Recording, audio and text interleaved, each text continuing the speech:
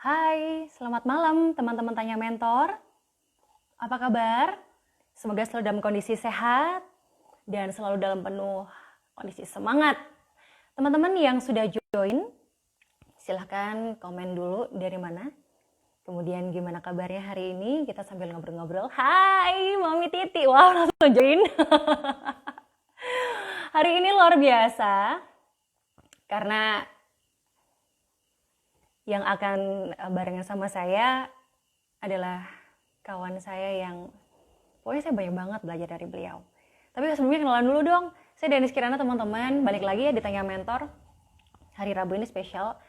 Saya bareng sama kawan saya dan beliau ini nanti silakan teman-teman mau tanya apapun seputaran tim. Karena gestar kita asik adalah seseorang yang jago banget di bidang ini. Tim. Oke, saya sambil invite beliau dulu ya.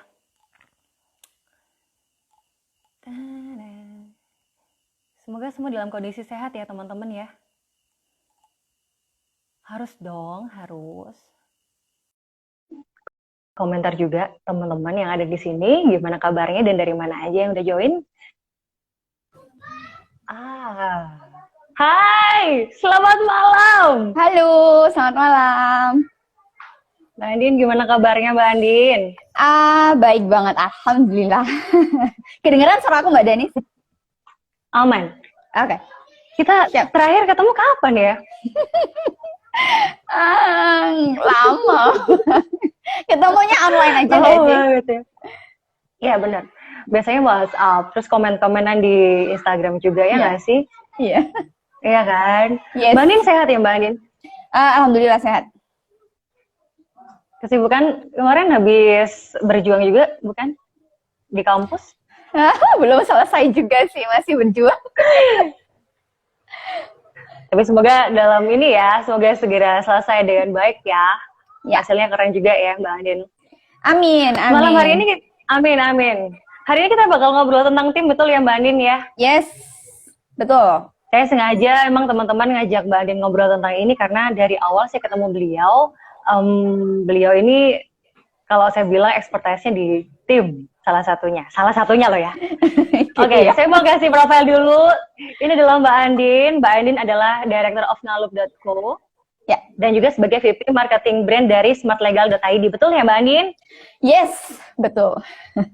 Oke, boleh dong diceritain ke teman-teman Tanya Mentor aktivitasnya di dua tempat ini tuh seperti apa? Dan juga aktivitas yang lain yang Mbak Andin kerjain apa? Boleh diceritain sama kita dong? Oke, halo teman-teman Tanya Mentor. Tadi sudah sempat short aja disinggung sama Mbak Danis terkait aktivitas saya sekarang ini. Jadi memang aktifnya ada di dua tempat, satu di Ngalup Coworking Space, sama satunya di Smart Legal ID. Kalau Ngalup ini memang basicnya Coworking Space. Kalau untuk di Smart Legal kita one stop solution for legal matter gitulah ya. Kayak gitu. Nah, kalau Smart Legal ini startup di bidang legal sih, Mbak. Jadi untuk pengurusan perizinan macam. Terus kalau untuk kegiatan di coworking, kita masih doing kelas-kelas online, iya. Terus banyak create konten seperti biasa, konten-konten receh tapi tetap berusaha mengedukasi gitu ya. Nggak receh loh Mbak. Oh, nggak receh. Nggak receh. Ini meaningful banget kayak, ini kayak aku banget nih. Terus habis itu update lagi, ini aku banget deh kayak gitu. Oh gitu. Apa lagi Mbak Andin? Itu terus kebetulan aku sekarang sedang menjabat di Ketua BPC Perhumas ya di Kota Malang. Jadi sama teman-teman Humas biasanya kita ada kelas juga untuk teman-teman PR, Public Relation, Humas itu. Sama satu lagi sedang bikin campaign untuk di Coworking Indonesia. Kebetulan aku juga sebagai public relation di asosiasi besarnya Coworking Indonesia. Gitu Mbak. Keren banget. Jadi kalau misalnya ngomongin tentang activity, meskipun pandemi bukan berhenti ya Mbak Andin, malah justru banyak banget kegiatan yang dilakuin ya. Ya, betul. Banyak banget. Karena memang justru di pandemi itu kita kayak harus mencari celah-celah untuk bagaimana kita tetap bisa melakukan aktivitas-aktivitas yang produktif gitu. gitu Oke, sih. menarik banget. Terus aktivitas di rumah gimana nih? Apakah menjabat sebagai guru? Jabatan tambahannya sebagai guru untuk tiga Tiga tersayangnya jagoan. gimana? Iya, aku tuh Tiga jagoan. terakhir ngobrol sama Mbak Danis ya di kelas cewek-cewek gitu kan. Terus aku kayak, wah gila, Ya, sekarang tuh kalau online biasanya satu anak dipegang dua guru gitu kan. Sekarang ah, pegang tiga anak, meaning jadi ngerangkep 6 guru. Ya lumayan, jadi aktivitinya balik lagi sebagai ibu rumah tangga. Plus, plus. oke. Gitu. Jadi kalau misalnya ngomongin tentang activity, tapi kalau misalnya malam hari ini kita bahas putaran tim kan Mbak Andin udah banyak banget yang dikerjain juga. Tapi Ya, kita fokus untuk bahas tentang tim, nggak masalah ya Mbak Andin ya. aman, aman. Oke. Aman, aman. Mbak Andin, saya mau ngasih, ini mungkin teman-teman tanya mentor yang ada di sini, barangkali heran juga kenapa Danis kok sampai amazed banget sama Mbak Andin, pola pikir beliau tentang tim. Karena saya ingat banget, waktu itu kita bahas bertiga sama Mas Mari juga. Satu hal yang saya terinspirasi dari Mbak Andin adalah, Mbak Andin tidak menjadi seorang pimpinan yang hanya sekedar menyuruh, tapi bisa ngasih contoh, terus bisa membuat teman-teman itu akhirnya bisa punya kesamaan hati, kesamaan visi misi, dan kalau menurut saya itu jarang banget gitu. Mbak Andin boleh dong kasih cerita ataupun mungkin apa yang sudah dilakukan bersama dengan tim sampai dengan detik ini, entah di Ngalup boleh atau di Smart Legal seperti apa, boleh dong diceritain sama kita. Oke, jadi mungkin aku akan sedikit cerita tentang latar belakang gitu ya. Dulu banget memang aku pengen punya satu mimpi gitu pada waktu aku nanti menjadi seorang leader gitu. Aku pengen punya satu budaya perusahaan yang aku bisa merangkul, memanusiakan manusia termasuk tim-tim aku gitu ya, untuk bagaimana nanti kita punya satu budaya perusahaan yang itu akan bisa kita terapkan dalam pekerjaan kita sehari-hari gitu. Dan aku berusaha banget untuk pada waktu nanti menjadi leader bisa mencetak leader-leader di bawahku kayak gitu Mbak Danis awalnya. Jadi waktu itu memang kalau bisa diceritain dari nol kan di Ngalup ini berangkatnya dari kayak 3 orang gitu kan, ada saya, terus ada tim strategis gitu ya, lebih banyak riset sama di finance waktu itu. Udah bekalnya itu, terus gimana caranya kita bisa apa istilahnya bisa merunning bisnis ini gitu ya.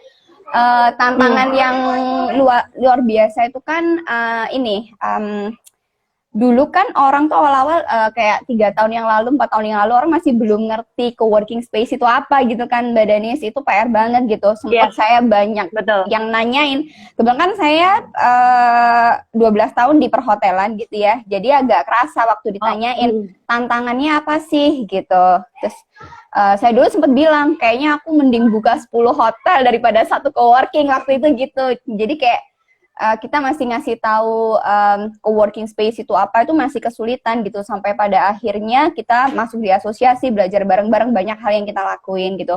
Nah terkait tim sendiri waktu itu bener-bener yang kayak memahami kita tuh sedang kerja di bidang apa sih, value apa sih yang perlu nanti kita bisa deliver ke masyarakat, hal-hal yang seperti itu Mbak Danis, sampai akhirnya kita memang ngebentuk budaya perusahaan itu gitu. Ada yang bilang juga beneran Ngalup punya credo gitu ya, serius banget sih kayak perusahaan-perusahaan gede, tapi itu part of mimpi gitu ya. Jadi kayak sekarang tuh karena kita awalnya belajar dari apa istilahnya ya, budaya perusahaan yang nantinya kita running bareng-bareng.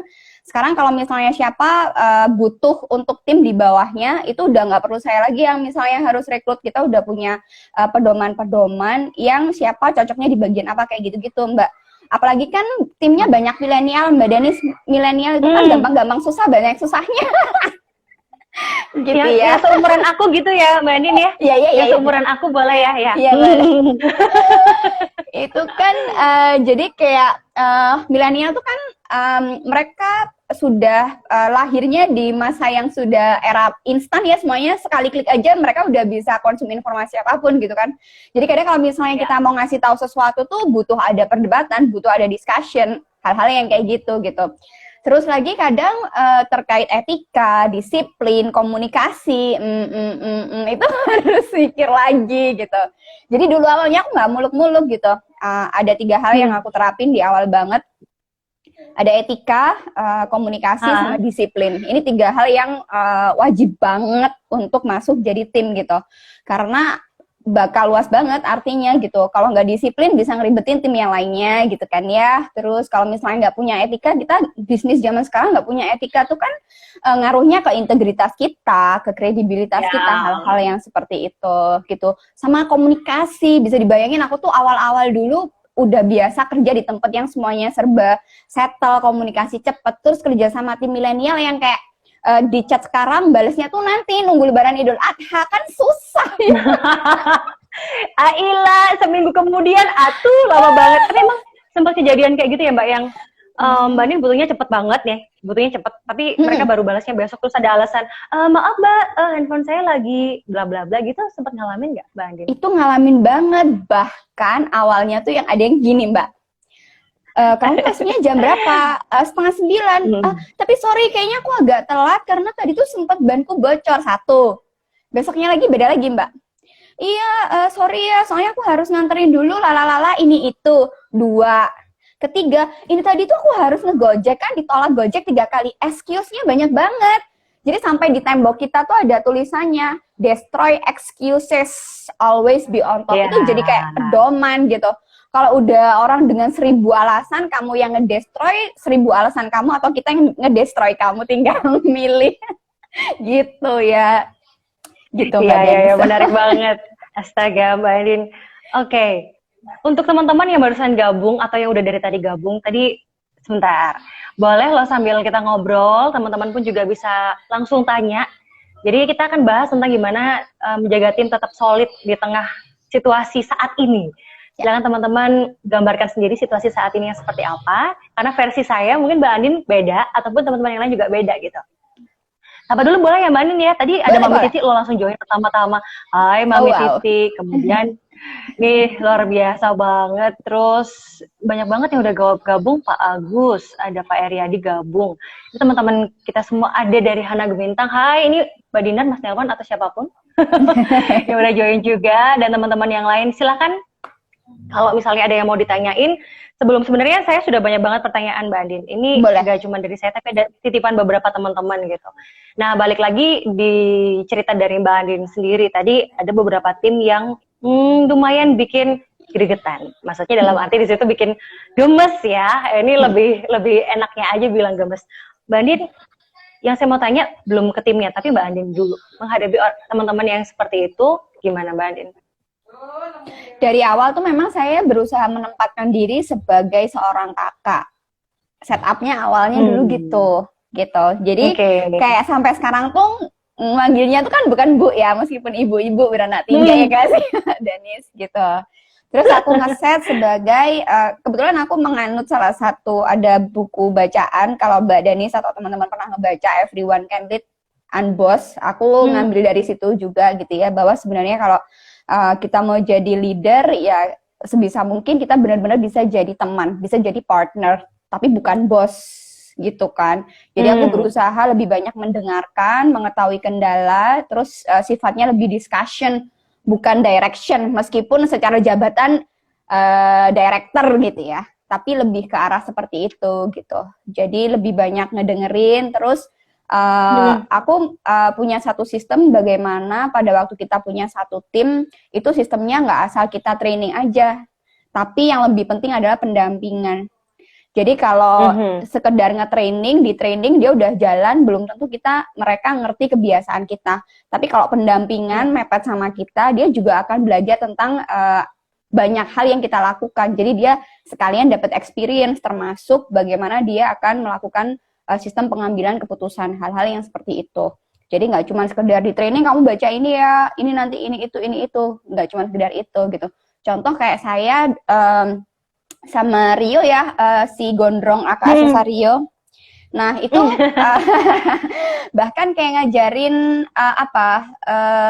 kebetulan dia kan sekarang lebih banyak di guest relation, lebih banyak di public relation, di marketing communication. itu tuh kayak tiap hari sama aku gitu Mbak Danis. Jadi aku dealing sama seseorang, aku dealing lobbying sama partner, dia jadi lebih tahu mulai dari gesture kita, mulai dari bahasa kita, etikanya seperti apa, etika ke orang yang lebih tua, etika ke partner, etika ke orang yang lebih muda, kayak gitu-gitu. Dia terus sama aku kayak selama 6 bulan. Jadi dia benar-benar tahu pada waktunya dia nanti dilepas, dia udah mulai matang gitu loh. Jadi aku nggak pernah membedakan kayak misal aku sama Rio itu kayak 12 tahun lebih muda gitu. Ya nggak apa-apa kalau memang dia sudah waktunya bisa dipercaya berdasarkan apa yang bisa kita jalanin bareng, ya dia nggak apa-apa bisa dilepas, hal-hal yang seperti itu. Jadi lebih ke arah pendampingan gitu Mbak. Gitu. Oke. Terus kita juga gimana? Terus kita juga nggak ini loh, apa namanya, misal ada yang salah, misal ada yang kurang, itu kita nggak based on judgment asalnya lain, hal-hal yang kayak gitu. Jadi kan itu juga bikin tim juga nggak nyaman ya, kayak besok aku pengennya bolos aja deh. Ya sih, itu muncul ya akhirnya ke rasa kayak gitu ya. Mbak Nin, aku boleh tanya dong kalau tadi kan sampai akhirnya membuat atau memberikan kewenangan buat mereka mengambil suatu keputusan. Sampai, maksud saya gini, di posisi apa atau di situasi atau di momen apakah atau di waktu apakah akhirnya kita bisa memutuskan untuk ngasih delegasi ke yang bersangkutan? Butuh durasi waktu yang lama kah atau lihat kerjanya dulu kah atau kayak gimana sih Mbak Nin kalau menurut Mbak Nin? Sebenarnya kesiapan anak itu beda-beda ya Mbak Danis kalau menurut aku, dan penyerapan anak-anak untuk mempelajari satu hal yang kita ajarkan itu juga beda-beda gitu, dan tergantung niatnya juga, niatnya dia, motivasinya dia pengen gabung sama kita apa, goalsnya dia seperti apa. Kadang kita selalu nanya, goals kamu tuh apa sih gitu, punya smart goal juga nggak, kayak gitu-gitu. Itu juga untuk menentukan arah bagaimana kita melakukan training ataupun pendampingan sama tim, termasuk itu nanti akan ngaruh di masa sulit seperti sekarang. Jadi kayak di tim itu juga kan, kalau sekarang kebetulan aku nggak nge-layoff tim ya selama pandemi, alhamdulillah, karena dari awal mereka tahu kerja di sini tuh nggak cuma senang-senangnya aja, ya senang susah. Terus di tempatku tuh nggak boleh ada gengsi-gengsian gitu loh Mbak Danis. Jadi ya udah, kita kerja bareng aja kayak gitu. Jadi ya hal-hal yang seperti itu yang juga kita ajarkan gitu.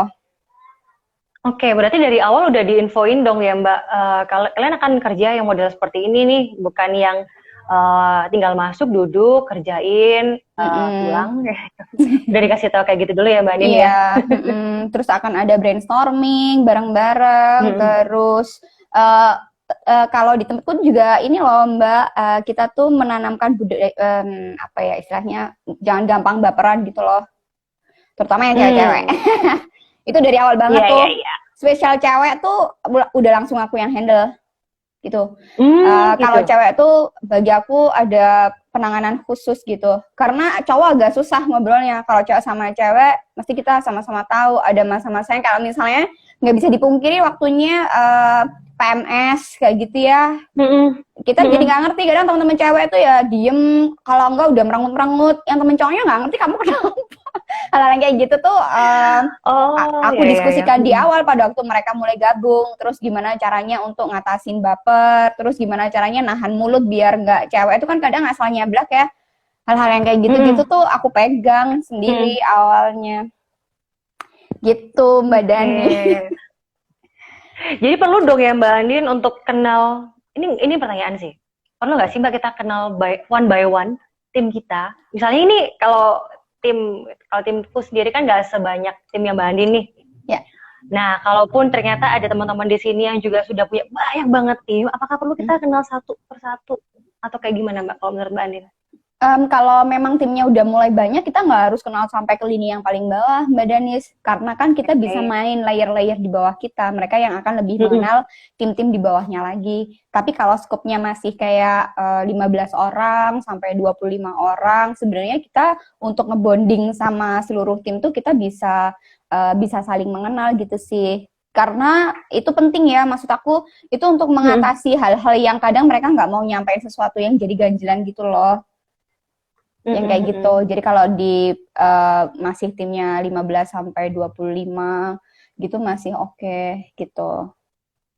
Oke, menarik sekali. Nah, teman-teman ini ada yang nyapa Mbak Anin. Nah, itu ada Mbak Suri Mbak Fulan. Suri, Mbak Suri ini dulu Mbak di Suri. timnya kumpul di coworking di Bali. Oh, hai Mbak. Boleh kalau mau tanya sama Mbak Anin loh. Mau ngobrol juga nggak apa-apa di sini. Dan teman-teman yang lain juga silakan kalau ada yang mau ditanyain.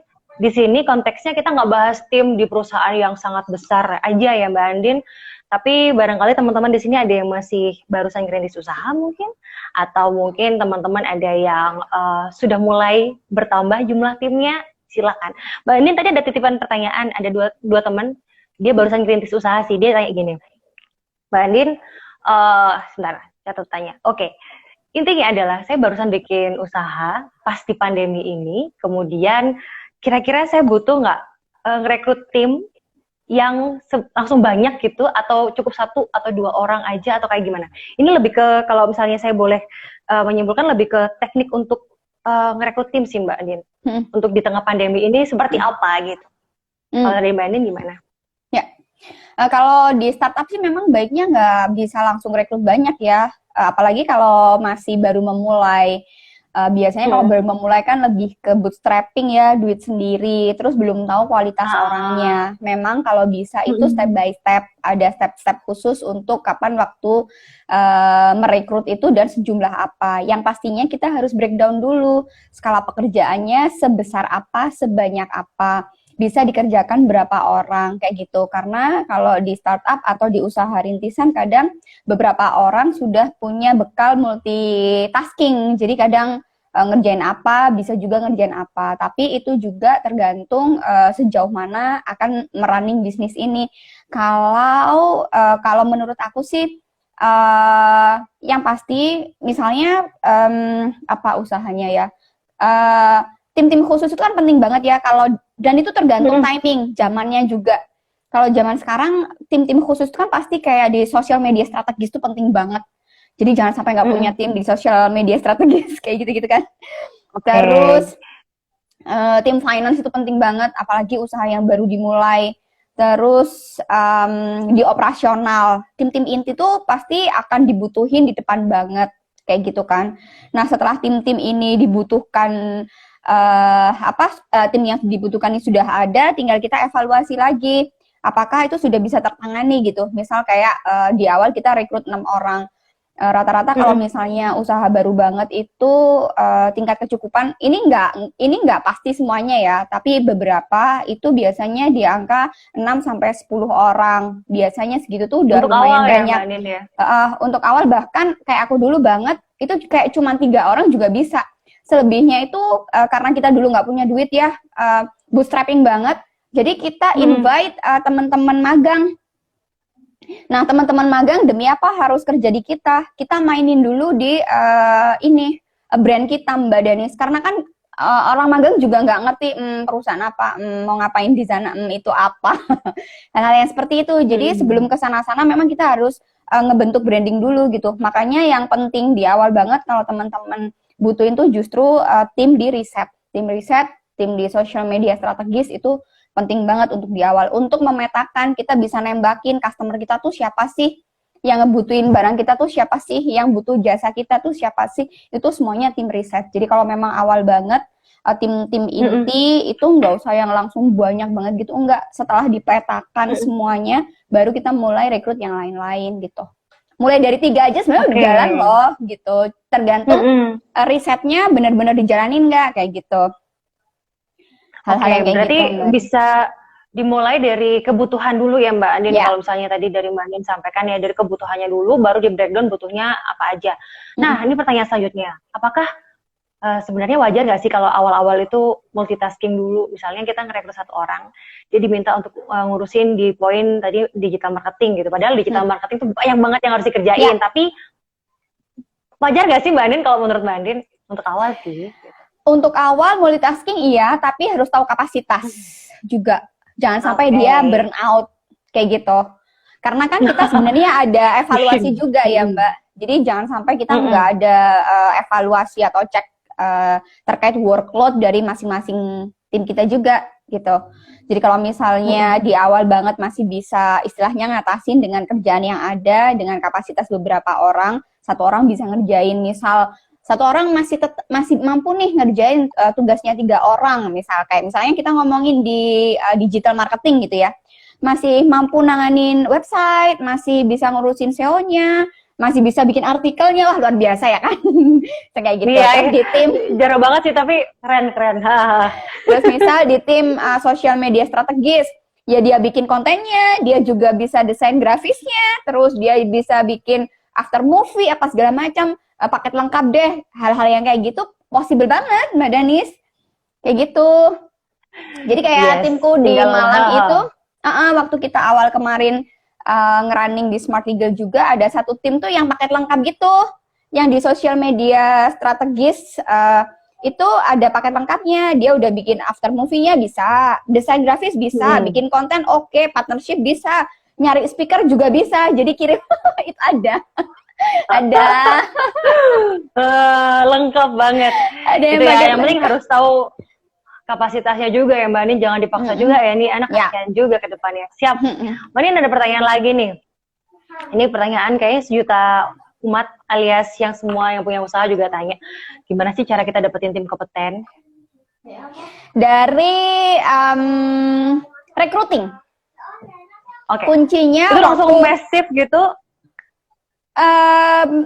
Iya, jadi maksudnya gini, sebenarnya kalau di awal-awal banget kita kan masih kayak meraba ya Mbak Danis, kita tuh butuh tim yang speknya kayak apa, gitu. Terus waktu proses perekrutan, kan kita ngerunning satu bisnis, satu usaha itu kan awalnya pasti dari mimpi gitu ya. Mimpinya ingin mewujudkan apa, visi yang ingin dicapai seperti apa. Dari situ sedikit banyak pasti ada satu budaya perusahaan yang pengen apa istilahnya diaplikasikan pada waktu nanti bisnis ini jalan gitu. Baliknya dikawinin sama itu juga gitu. Jadi nanti kalau sudah ada budaya perusahaan maunya seperti apa, misalnya oh ini sangat santai, sesantai-santainya ngerjain kerjaan udah sambil tidur-tiduran nggak apa-apa, ya udah gitu. Terus misalnya kayak di Ngalup, oke, disiplin itu ada, disiplin banget gitu. Disiplin tapi kan breakdownnya macam-macam ya. Karena tim kita juga ada yang nokturnal Mbak, jadi kayak dia bangunnya jam 3 sore, entar tidurnya subuh, misal kayak gitu. Iya. Itu juga ada, tapi disiplinnya dia diukur dari how to reach the target, misal kayak gitu. Terus misalnya yang perlu diukur apanya, oh KPI-nya reach semua, nggak apa-apa, hal-hal yang seperti itu. Nah, mulai dari proses rekrut itu udah harus ketat banget gitu. Jadi rekrut tuh sesimpel kayak tadi misalnya 3 hal yang nggak boleh diranggal untuk jadi tim. Ini mesti sudah harus masuk di poin-poin pertanyaan. Sesimpel pertanyaan jebakan, jam berapa sih kamu bangun, misal kayak gitu-gitu. Itu ada. Terus berapa lama waktu kamu untuk makan. Waktu makan tuh kita tanyain makannya berapa lama gitu. Bahkan kalau aku di interview, yang aku sendiri interview, aku minta dia untuk jalan. Boleh dong kamu jalan dari sana sampai ke sini gitu. Karena aku pengen tahu speednya. Sampai kayak gitu. Wow. Terus kalau anak yang sekali. Iya, kalau tim yang nantinya untuk di garis depan, di frontliner, atau di guest relation, atau di community host, itu malah bagaimana cara dia menatap kita, dahinya dia mengernyit apa enggak, senyumannya dia nungging berapa derajat, itu aku perhatiin banget. Gitu. Oh my God, keren banget. Tapi memang harus sedetail itu ya Mbak Nin ya, untuk benar-benar dapatin, kalau aku bilang dream team, A-team, winning team, ya kan, macam kayak gitu ya. Iya. Jadi memang harus ada effort di awal dulu, gitu kan. Nah, dulu ini dia Mbak Nin. Gimana? Jadi dulu waktu kita nggak punya OB, Mbak. Jadi di pertanyaan kita tuh ada satu pertanyaan, pekerjaan rumah apa yang paling tidak kamu sukain? Gitu. Jadi waktu nanti dia udah kerja, kita mesti akan kerjain untuk ngebersihin kantor tuh bareng-bareng. Gitu Mbak. Karena kita dulunya kan nggak ada duit banyak untuk bayar OB, nggak ada duit banyak untuk bayar tim lain, kayak gitu-gitu. Itu masuk ke pertanyaan. Jadi pada waktu kita ada general cleaning like once a month, itu kita udah bisa kerja bareng-bareng, dan itu kita lakukan sampai sekarang. General cleaning itu tetap ada.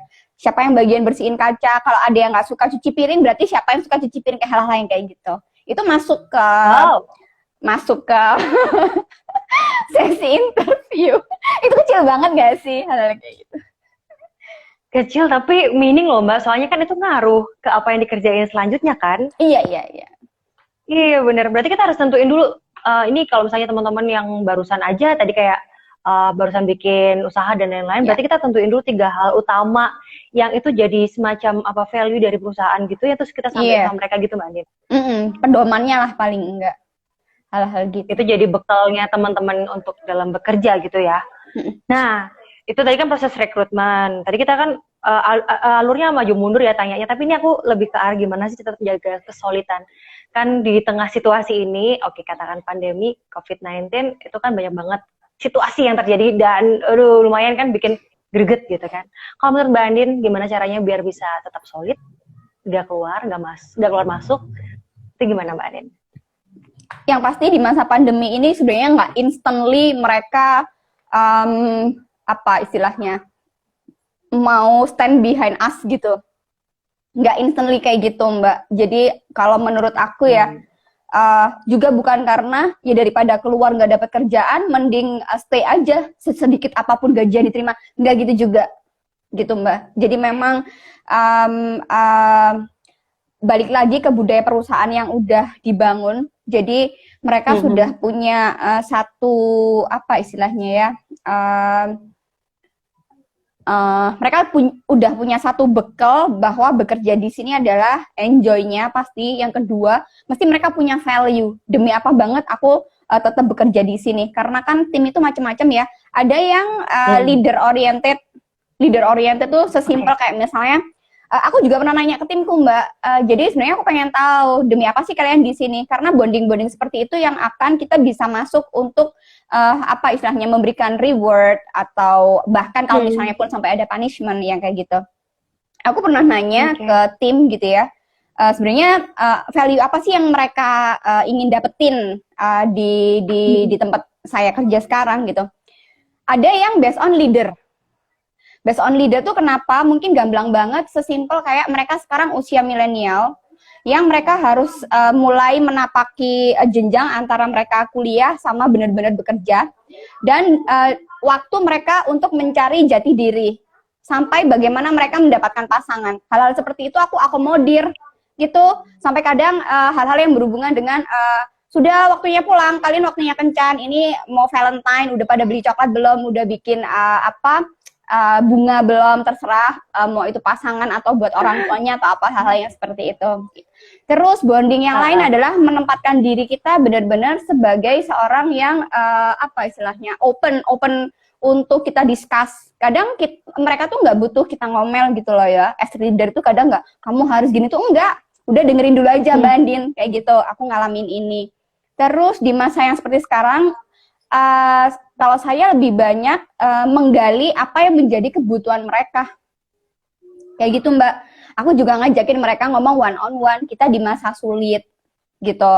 Pun kalau misalnya harus ada penyesuaian terkait gaji, terkait jam kerja, shifting, terkait hal-hal yang lain, misalnya kayak tim kita selama pandemi nggak ada yang pulang kampung, terus mereka juga nggak mudik, hal-hal yang seperti itu aku ajakin one on one.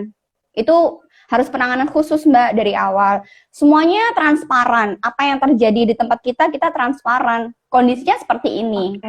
Tapi kita akan lewati ini bersama-sama. Kita akan apa istilahnya bareng-bareng melewati ini semua. Tapi kita akan support each other. Kita akan gandengan bareng-bareng kayak gitu. Itu yang dari awal banget selalu kita bilang gitu. Jadi pun pada waktu ada adjustment terkait apa istilahnya, kemarin kan harusnya ada THR misalnya kayak gitu Mbak, berapa persen yang harus kita kasih misalnya, terus biasanya gajinya full, sekarang misalnya harus kita penyesuaian untuk kita survive selama 1 tahun ke depan. Hal-hal yang seperti itu aku secara transparan sampaikan di depan, sampai ke timeline yang harus di-arrange selama pandemi ini berjalan. Jadi kita ada punya beberapa skenario gitu loh Mbak Danis, kalau bakalan kayak gini kita harus ini. Terus kita harus jaga cash kita untuk apa, itu semuanya harus disampaikan. Dan balik lagi tetap harus bicara dari hati ke hati, cie. Gitu. Ya perlu banget itu ya Mbak Andin. Berarti kita Oke, ada beberapa tipe leader yang tidak menceritakan kondisi sebenarnya seperti apa karena satu bisa jadi takut, dua bisa jadi karena gengsi. Kalau saran Mbak Anin, mendingan kita gimana sih sama tim? Ngomong apa adanya kah? Atau ngomongnya tapi separuh-separuh kah? Atau apa? Sebenarnya ngomong apa adanya itu ada saringannya juga sih. Saringan tuh dalam artian ada Oke. beberapa orang yang bisa menerima segala kondisi. Memang jujurnya seperti ini. Ada juga yang kita istilahnya ada skenario khusus yang memang istilahnya ini untuk kebaikan bersama. Tapi kalau aku lebih memilih transparan karena kalau kita kan memang perusahaannya nggak yang gede banget gitu kan, Mbak Danis, jadi kita masih ada penanganan yang transparan, setransparan mungkin. Kalau kita mau gerak bareng, ayo gerak bareng. Kalau kita mau survive bareng, ayo kita bareng-bareng. Kalau misalnya kita mau lari bareng untuk misalnya kayak kemarin nih, kita harus puasa dulu nih, nggak ini, nggak itu, apa segala macam. Tapi kita bisa loh nanti lebaran bareng, lebaran dalam artian misalnya puasa nggak jajan dulu, puasa nggak bonding dulu, puasa nggak karaokean dulu, hal-hal yang kayak gitu. Tapi nanti kita akan bisa lewati ini bareng-bareng. Nah, tapi saya nggak bisa jalan sendirian, saya butuh semua tim terlibat gitu. Kita akan brainstorming bareng, kita akan macam-macam kayak gitu. Termasuk ini sih, kayak kemarin tuh kita akhirnya memutuskan untuk, karena kan berhubungan dengan shifting protokol kesehatan dan lain-lain, tim tuh ada yang suka bandel gitu. Misalnya nih, hari ini harusnya masuknya cuma 2 orang. Terus kadang saya suka ngecek ke kantor tuh yang masuk 5 orang. Yang 3 lainnya take konten, apa gitu-gitu loh. Terus mereka merasa bahwa aku jauh lebih produktif kalau memang kerjanya bareng. Tapi kita benar-benar ngebatasin, misalnya harus protokol kesehatannya seketat apa, hal-hal yang kayak gitu. Mereka lebih memilih yang kayak gitu-gitu. Tapi mereka tetap bisa brainstorming bareng, bisa kerja bareng, hal-hal yang seperti itu.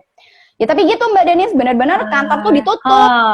Kantor ditutup, karena kan kita nggak boleh ada kegiatan kan. Lantai 2 ditutup, jadi benar-benar mereka brainstorming atau apa tuh mereka atur sendiri, yang kayak gitu. Menarik jadi banget. Ada penyesuaian-penyesuaian gitu sih. Jadi memang boleh disampaikan, tapi ada beberapa situasi boleh transparan ataupun ada beberapa situasi yang cukup disampaikan beberapa hal aja gitu ya. Ini ada pertanyaan juga, banyak banget yang gabung hari ini. Sis Andina, idealnya berapa beda umur dari setiap jajaran dalam sebuah tim? Mungkin range usia kali ya Mbak Andin. Kalau menurut Mbak Andin gimana? Sebenarnya nggak ada patokan khusus sih Mbak Danis gitu. Cuman balik lagi ke visi perusahaan. Kalau memang dari awal bisnisnya mau yang kayak gimana. Misalnya untuk menjaga produktivitas ini kita bisa selaras, inline banget. Ya kalau bisa jenjang usianya jangan terlalu tinggi. 7 tahun itu sudah lumayan. Jenjang 7 tahun itu udah lumayan. Jadi kalau bisa tuh ya 3 sampai 5 tahun. Kalau untuk istilahnya? Untuk penyelarasan dari seluruh tim. Kenapa? Karena kan kalau usianya masih similar ya mirip-mirip, bedanya 2 tahun, 3 tahun, itu kan istilahnya? Mereka masih dapetin update informasi yang kurang lebih sama, terus usia pendidikannya kurang lebih sama, terus cara pandangnya kurang lebih sama, terus energinya juga masih sama, yang kayak gitu-gitu. Kalau usianya terpantaunya agak jauh tuh sebenarnya satu bisa nerima update, satunya ini kayak susah banget, misal kayak gitu-gitu, itu juga ada. Tapi yang perlu banget adalah pertimbangan terkait expertise. Sepanjang di masing-masing bagian itu tetap ada expertise-nya, meskipun jenjang usianya nggak jauh banget, ya nggak apa-apa, dibentuk aja tim. Tapi kalau misalnya memang harus banget ada expertise yang usianya terlampau, misal kayak 10 tahun, asalkan bisa ngikutin visi misi di awal perusahaan berdiri, bisnis berdiri, ya nggak apa-apa juga gitu. Kayak saya sama tim tuh kayak kepautnya 12 tahun, cuman saya doang, cuman yang lainnya kayak nanti kalau recruiting jangan lewat 25 ya gitu. Gitu. Iya. Tapi hampir sama sih Mbak Andin. Saya, Mas Mario sama tim juga lumayan. Berarti kan kelihatan kalau kita sebenarnya muda ya. Ada yang dimudah-mudahkan. Dimudah-mudahkan. Tapi perlu nggak sih Mbak Andin gini? Ketika memang kita dari leader dengan tim, terpaut usianya lumayan lah, 10 tahun, 12 tahun, bahkan yang kayak tadi Mbak Andin bilang. Perlu nggak kayak kita menyesuaikan pola pikir mereka, atau kita ketemu di tengah-tengah aja deh, atau mereka ikutin pola pikir kita, atau kayak gimana Mbak kalau menurut Mbak Andin? Sebenarnya justru di awal, karena pada waktu udah di tengah tuh kita kayak bisa bikin crash gitu loh, Mbak Danis. Oke. Justru Dari awal penyamaan ya, visi dan misi itu dari awal. Bagusnya lagi kalau misalnya memang kebentuk banget, pas bareng-bareng banget itu lebih bagus lagi.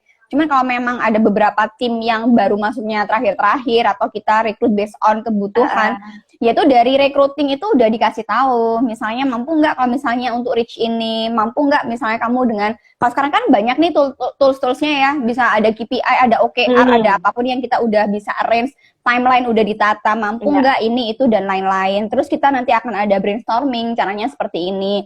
Hal-hal yang seperti itu kan biasanya memang disampaikan di depan, kalau dia bisa masuk, bisa inline dengan bisa selaras sama pemikiran kita, ya oke, jalan gitu. Tapi kalau misalnya ada ganjilan-ganjilan, mesti kan jadi pertimbangan. Ada yang beberapa orang yang idealis banget, kayak susah banget. Ada beberapa tim. Biasanya di tim kreatif itu ada yang masuk di tim desain grafis, ada yang kayak gitu-gitu. Nah, tergantung dia bisa melakukan penyesuaian nggak untuk ngeblend sama tim yang lain, karena balik lagi kita nggak kerja sendirian, kita teamwork. Hal-hal yang seperti itu disampaikan di awal. Kalau nggak tuh kayak kita tuh lari, tapi ada yang megangin kita, terus kita nggak bisa lari gitu loh. Jadi kayak tarik-tarikan, itu lama. Iya. Padahal goals perusahaan itu yang harus dikejar gitu kan. Iya, kalau kita tunggu-tungguan agak capek. Iya benar juga. Mbak Nin, tadi ini ada owner dari Design Jakarta yang tanya ya. Nah, Mbak Andin, ini pertanyaan dari saya sih tentang reward and punishment. Tadi Mbak Andin sempat singgung perihal itu. Kalau menurut Mbak Andin, reward and punishment yang seperti apa sih yang cocok? Kalau misalnya kita kan sekarang timnya banyak kan generasi millennials, generasi Y ya mungkin ya. Yang paling cocok itu yang kayak gimana sih? Yang harus dimarahin gitu atau apa kalau menurut Mbak Andin? Marah-marahan tuh kayaknya sekarang udah mulai jarang, ya nggak sih? Untuk punishment ya, gimana? Jadi kalau punishment tuh cari aja sesuatu yang mereka nggak sukain banget. Sesimpel itu. Kalau misalnya mau ngasih reward, cari yang mereka tuh kayak demi itu banget, dia akan bela-belain. Kayak gitu. Jadi sesimpel itu ya Mbak? Kalau aku lebih ke gitu. Jadi biar semua itu nyampe. Reward tuh benar-benar jadi dia akan ngedapetin apa yang sebenarnya memang mereka butuhin gitu loh, Mbak Danis. Kalau misalnya kayak kita pernah cuman sekedar oke, kita habis dapat project, terus aku akan ngasih reward untuk all team karena kita habis bangun candi gitu ya, ngejalanin program kayak dilaksanakan dalam waktu 24 jam dan misalnya kayak gitu ya. Oke, kita akan ngasih reward ke kalian, pengennya apa? Kita tuh pernah. Jadi mereka cuman permintaannya apa? Kami butuh tidur. Oke, Sawafila tidur semua. Terus waktu itu kita disupport sama Bu Titi loh. Bu Titi sampai nelpon, Din, tim kamu ada yang mau main ke Jatim Park? Enggak, ini ada Yoka, aku sediain tiket. Mau milih yang mana? Udah kayak gitu. Terus timku tuh yang kayak, iya, disimpan aja, next ya Mbak Andin, kita mau tidur. Pernah. Jadi rewardnya udah tidur, terus mereka karaokean di villa, terus mereka tidur, udah itu kayak pindang aja gitu. Udah, terus ya udah mereka pingin molor kayak bener-bener nggak keganggu kerjaan, terus HP mau mereka silent, udah itu reward. Pernah, sesimpel itu pernah. Terus kalau punishment itu ditanyain aja, misalnya kayak siapa ya, ada yang nggak suka cuci piring gitu, udah kelihatan kan, ya udah baik, besok berarti kamu akan cuci piring selama 1 minggu, berarti OB kita libur untuk bantu cuci piring. Itu pernah. Terus kalau enggak, aku pernah juga, silahkan pilih kamu mau bersihin sudut gedung ini sebelah mana. Hal-hal yang seperti itu. Simpel aja, tapi mereka nggak suka gitu. Kayak semisal, aku tuh nggak suka cuci piring, aku nggak mau. Kayak gitu-gitu bisa. Tapi kalau tergantung kasusnya ya Mbak Danis, kalau sampai butuh ada SOP, itu beda cerita. Kalau sampai ada SOP, sudah masuk ke ranahnya HR, sudah harus one-on-one. Kayak gitu-gitu beda kasus sih. Ada perlakuan, ataukah sampai harus ngeluarin uang, harus nukerin misalnya dalam bentuk aku nggak tahu komplain atau kerugian, itu beda kasus sih. Tapi selama milenial nih kasusnya kecil-kecil, cari aja rewardnya sesuatu yang benar-benar mereka butuhin, punishmentnya sesuatu yang benar-benar mereka kayak nggak suka, ya udah lakuin aja gitu. Menarik. Dan itu bisa nggak sih kayak kita tanyain sama mereka? Jadi lebih ke arah mereka akan konsekuen sama omongannya sendiri. Saya nggak suka ini, ya udah. Ketika punishmentnya itu terjadi, berarti kan itu hal yang nggak disukai sama mereka sendiri. Gitu bisa ya Mbak Andin ya? Bisa. Oke, ini ada satu pertanyaan lagi. Nah, kalau ada satu tim yang agak lama, agak slow, ya daripada yang lain, gimana cara nyingkapnya Mbak Andin? Balik lagi ke tools tadi sebenarnya ya. Jadi dalam satu tim itu pada waktu kita recruiting tim pasti di awal kita sudah ngasih KPI, penentuan target. Terus kan kita mesti udah ngasih tahu SOP, job desk-nya dia apa aja, do-nya apa aja. Terus kalau memang masing-masing departemen udah punya OKR sendiri-sendiri, berarti kan OKR itu kan udah termasuk salah satunya untuk mengukur ya Mbak.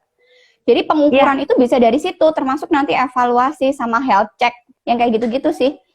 Dari timeline udah kelihatan Mbak, kalau misalnya dia udah nggak bisa reach dari timeline yang ditentukan, kita jadi bisa kayak rapotan gitu loh. Jadi kita bisa nilai dari situ, itu dievaluasi, tergantung dari masing-masing kebijakan manajemen. Misal ada 2 kali, boleh 2 kali excuse. 2 kali excuse tuh dalam artian, oke, yang pertama termaafkan karena apa? Dia nggak reach-nya. Yang kedua masih bisa, apa istilahnya? Masih bisa diterima nggak alasan misalnya dia nggak bisa reach target itu, misalnya. Masih bisa diterima nggak? Biasanya kalau udah ketiga, udah masuk ke arah SOP, nggak bisa. Kamu harus ini itu. Kita sudah melakukan ini. Kamu reach-nya ini, yang nggak reach ini. Sesuai ketentuan dari awal, kita kan seperti ini. Gitu. Nah, biasanya di peringatan 1 dan 2 ini yang sering dimanfaatkan teman-teman untuk memperbaiki dirinya. Oke, tetap ada SP ya peringatan. Tapi peringatan tuh kadang kalau di milenial aku nggak selalu pakai SP juga sih Mbak. Biasanya lebih ke one on one.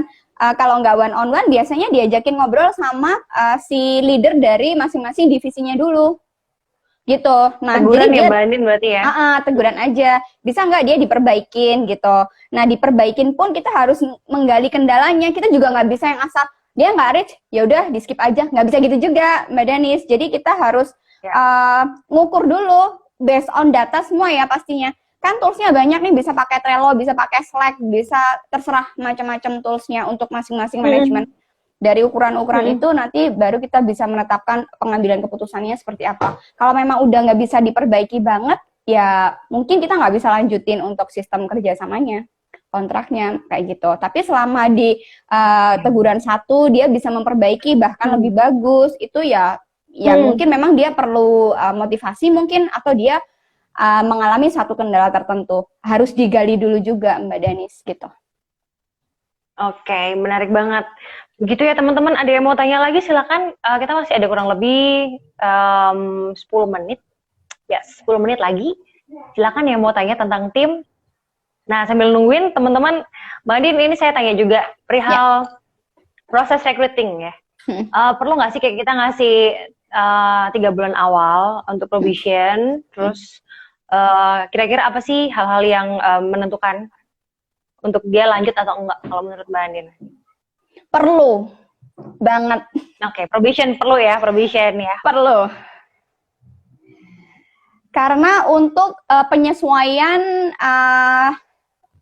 budaya perusahaan iya, cara kerja iya, penyesuaian yang pasti ini untuk adjustment anak ini benar-benar bisa menyesuaikan diri untuk bekerja di tempat kita. Gitu, baik itu komunikasinya, baik itu etikanya, baik itu cara kerjanya, baik itu kerja timnya, itu sangat perlu Mbak. Gitu. Nah, dari dia belajar 3 bulan, itu nanti kan benar-benar bisa dievaluasi. Sebenarnya kalau 1 bulan itu terlalu singkat ya Mbak Danis. Di 2 bulan itu sudah mulai kelihatan. Di bulan ketiga, ini nanti kalau enggak ini seleksi alam dia yang keluar, kalau misalnya nggak betah, nggak bagus, nggak sesuai sama budaya kita, atau enggak ya kita yang harus memberikan evaluasi, atau kita pasti sudah di tahap review kan sama kinerjanya dia. Kayak gitu. Jadi kalau menurut saya perlu banget gitu. Nah, dari awal meskipun ini masih masa probation, percobaan, kan kita sudah ngasih ini Mbak, ngasih SOP-nya, ngasih aturan-aturannya, terus job desk-nya dia, terus termasuk misalkan memang dari awal banget intern itu tetap ada KPI ya sejauh mana, ukurannya sampai apa. Sebenarnya sama sih, baik dia masih posisinya intern atau probation untuk kerja, sama gitu. Karena kalau enggak, kita tuh kalau misalnya langsung ambil gitu ya, kita nggak ngerti kualitasnya dia juga. Gitu, di tengah-tengah udah yang kayak, aduh ternyata gini ya, nggak sesuai sama interview di awal. Itu banyak. Gitu, jadi tetap perlu banget. Iya, ya. Siap. Mbak, kalau menurut Mbak Andin, ini ada titipan pertanyaan barusan masuk di WhatsAppku. Bagaimana menyikapi teman-teman ini kan konteksnya ada di millennials ya. Mungkin kalau dari sisi usia, millennials ataupun mungkin generasi di bawahnya yang biasanya mereka berekspektasi terlalu tinggi. Sehingga dari awal tuh udah kayak netapin keputusan gitu loh. Pokoknya saya ini dan lain-lain. Mbak Andin, kalau menurut Mbak Andin, tipikal-tipikal yang semacam itu perlu nggak kita kasih kesempatan dulu untuk join sama kita, atau udah dari awal udah dikat aja deh kayak gitu. Kalau menurut Mbak Andin gimana? Ini kita ngomongin tentang skills dan attitude ya. Jadi kolaborasi di sini. Oke. Gitu. Sebenarnya speknya apa dulu? Dia untuk posisi apa dulu? Apakah dia memang kita cari untuk expertise? Maka hal-hal seperti itu memang menjadi bergain powernya dia. Berarti boleh. Gitu. Di posisi tertentu ya Mbak Danis, biasanya level manajerial atau di C-level misalnya, hal-hal yang seperti itu akan terjadi, possible. Jadi dia mesti punya bergain power. Nanti kalau aku akan ini itu karena apa? Dia mesti butuh support system yang akan mempermudah jalan dia untuk reach target yang udah ditetapkan perusahaan. Biasanya dia juga sampaikan di awal. Itu possible. Tapi untuk pemula, kalau kebanyakan nawar, kebanyakan keinginan, kalau aku enggak. Ya, siap. Gitu ya. Berarti dilihat dulu nih. Oke. Karena itu biasanya cukup makan hati Mbak Andin ketika kita membiarkan, apalagi pemula ya, kita membiarkan masuk, biasa jadi ngerusak yang lain gitu. Iya, betul. Yang lain. Aduh, bahasa aku. Iya, itu kan ya Mbak Andin ya. Potensi-potensi untuk jadi toxic people itu ada. Itu. Entah itu mau jadi toxic positif, toxic negatif, itu mesti ada gitu. Terus sesimpel dari bagaimana mereka appreciate. Respect itu penting banget, Mbak Danis. Respect. Makanya kenapa banyak sekali sekarang leader-leader itu berusaha banget untuk ngasih training khusus itu di peningkatan moral, etika. Itu zaman sekarang tuh pentingnya, pakai banget. Penting. Gitu. Oke. Jadi ya menarik banget ya. Tadi ada yang join Mas Angga ya. Mas Angga. Mas Angga lo utang bikin kegiatan sama aku, gak mau tahu. Hayo, ditagih langsung via live. Bangga. Tadi ada Mas Yanggi juga udah join. Iya. Udah join teman-teman kita juga. Buat teman-teman juga di Tanya Mentor yang sudah join, terima kasih. Silakan kalau ada yang mau bertanya. Ini kita sisa waktunya tinggal dikit banget. Bener 5 menit, lebih dikit lah. Itu boleh ya Mbak Andin ya? Boleh. Mbak Andin, nah tadi kan sempat menyinggung tentang toxic people di dalam tim. Misalnya kita ada sekitaran 10 orang, ya ini kita ngomongin simulasi. Ada 10 orang, kemudian ada sekitaran 2 orang, ya itu toxic people. Kira-kira, tapi konteksnya yang bersangkutan ini punya peranan penting dari sisi pekerjaan. Pekerjaannya bagus lah, tapi toxic people. Gimana dong? Lanjut nggak atau gimana? Mbak ini pernah ngalamin nggak atau mungkin ada solusi? Pernah. Makanya kenapa kita tuh nggak boleh cuman kayak satu pekerjaan itu kita bertumpuan pada satu orang itu. Gitu. Biasanya memang ada pemerataan atau peningkatan skill dari masing-masing orang. Makanya penting banget manajemen training itu dilakukan berkala, Mbak Danis. Jadi kita tuh nggak harus bertumpu. Nah, di sistem yang bagus biasanya training-training khusus diajarkan secara berkala itu untuk itu Mbak. Jadi biar orang yang punya satu skill itu nggak apa ya. Expertise itu penting, cuma di beberapa kondisi. Kalau misalnya apa istilahnya dia jadi nggak kayak sok-sokan ya terserah aku punya bergain power ya kalau mau tak jalanin kalau nggak ya udah nggak gitu juga gitu.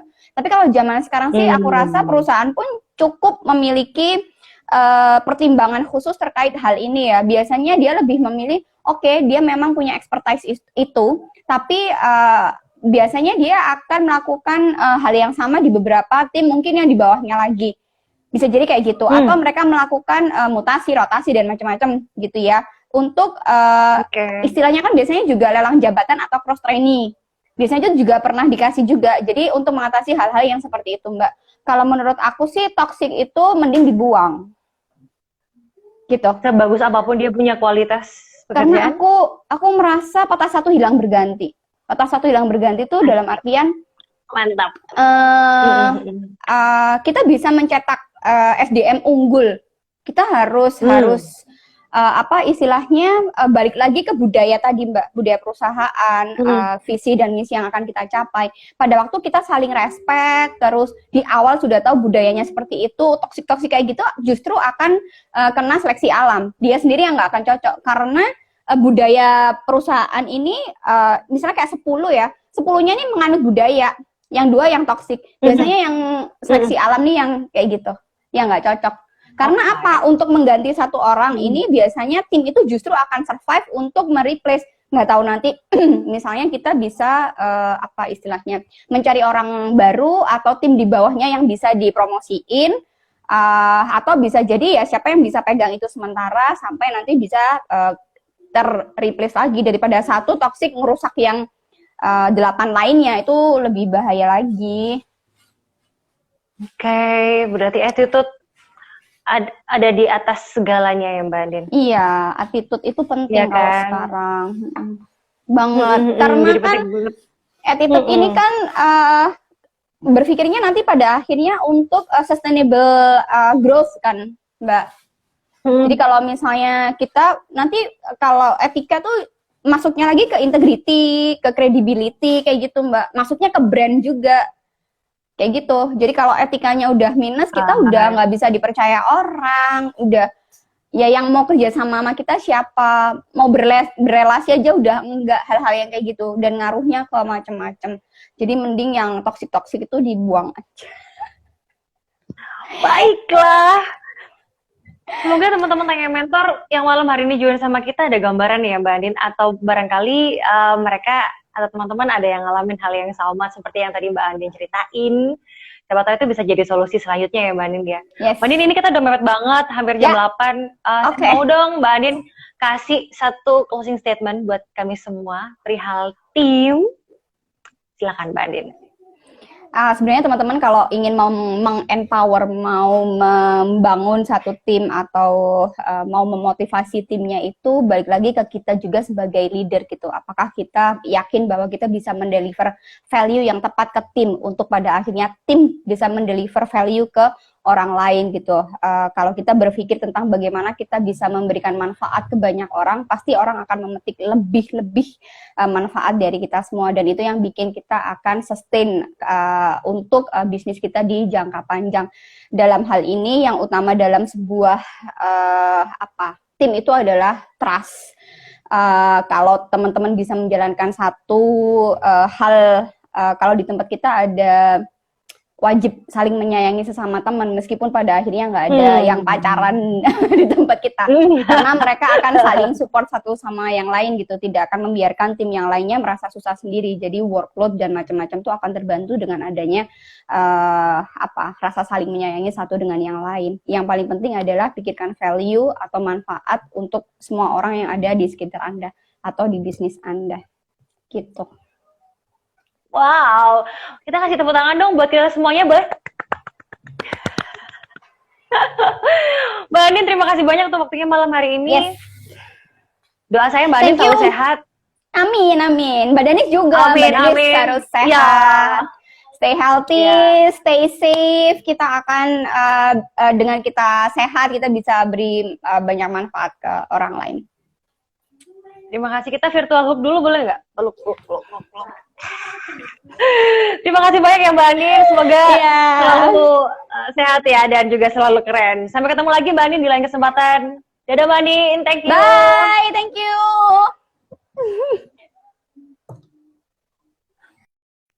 Oke, teman-teman terima kasih banyak yang sudah join dari jam 7 malam tadi sampai kita mendekati jam 8 malam ini. Buat yang sudah tanya juga terima kasih. Nah, buat teman-teman yang mungkin tadi ada pertanyaan yang masih belum terjawab atau pengen langsung tanya, bisa langsung ke Instagram Mbak Andin, DM aja beliau, sangat-sangat welcome. Dan juga boleh tanya juga di DM Tanya Mentor, apapun yang teman-teman pengen sampaikan, ataupun mau masukkan apa, atau pengen bahas tentang konten apa. Gitu aja teman-teman untuk pertemuan virtual kita malam hari ini. Terima kasih banyak. Semoga sehat selalu untuk usaha dan juga bisnisnya bisa jalan dengan keren, sukses juga buat teman-teman yang lain. Saya Danis Kirana pamit, sampai ketemu di Tanya Mentor selanjutnya. Selamat malam, dah.